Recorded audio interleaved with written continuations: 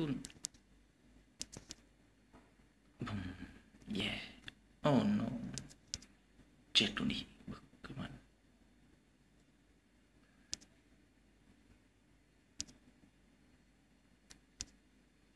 Đánh mạnh tay rồi, giờ không sợ lại. Mày hả bự. Chuyện luôn. Trúng hơi máu.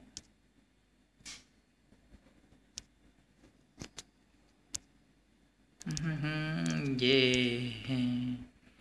Chôn kinh. Ôi trời ơi. Bắn cái mà mọi tay. Mày hả bưởi Garuda. Chùm. Chết luôn đi.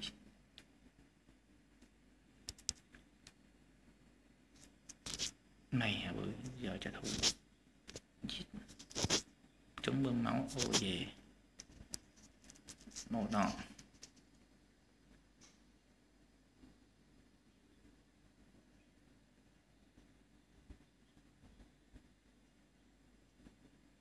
Y.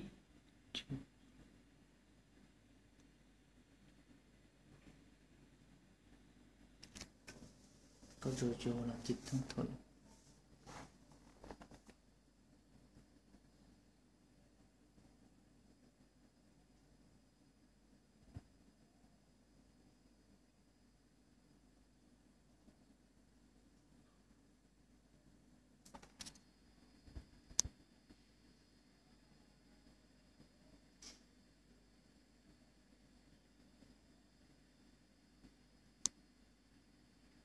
Yes. Nhiệm vụ Jojo trong bơm máu nha.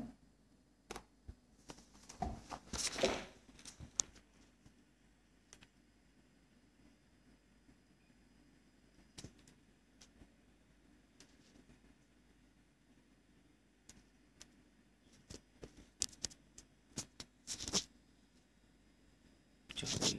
Mày hả bưởi về. An toàn. Hơi máu dữ lắm. Yeah.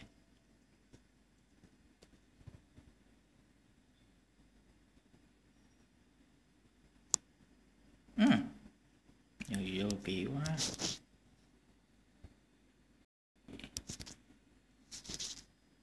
Oh yeah. Bụp.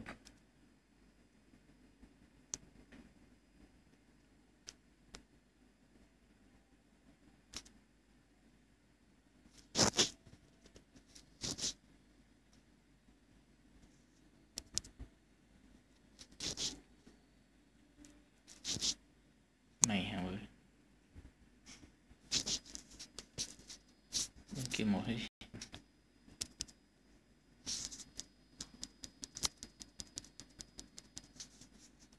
Ý chuyện bơm máu. Ấy hên. Đi qua. Chịu nổi.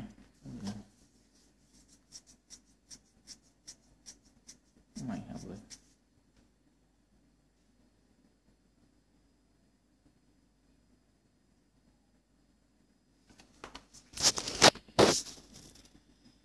Đợi xíu con đang quay phim. Trời.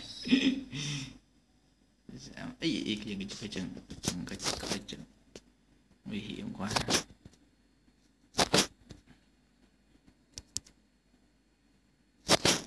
Bập chết. Ây đừng chứ. Ha. Oh yeah. Chưa qua 60 mà đã hỏi qua bệnh bệnh chưa là thế nào. Ý cái chừng.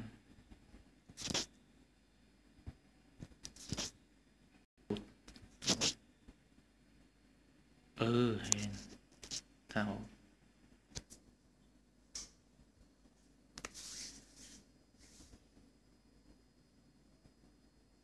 Ý da.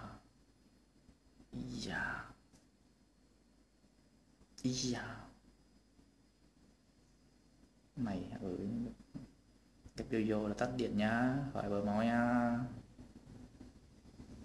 Ý.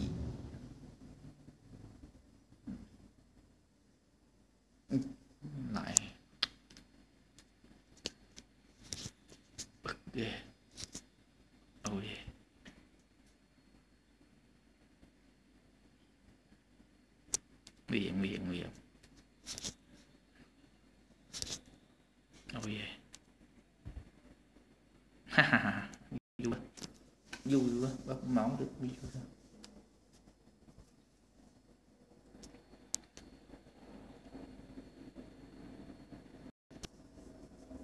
Dạ phim mà chơi được.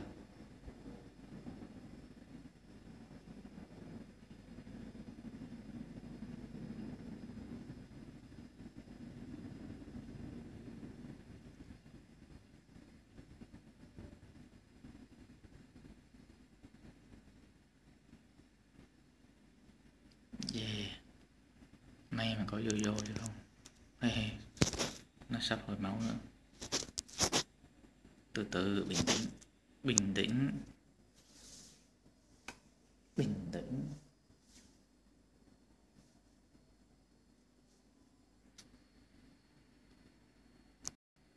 Hey, từ, nguy hiểm, nguy hiểm, nguy hiểm. Oh yeah, rồi xong, chiến thắng. Bóp máu hại.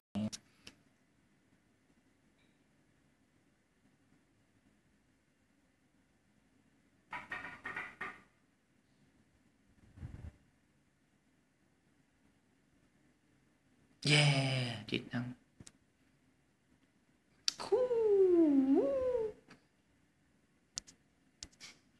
Bùm, wow.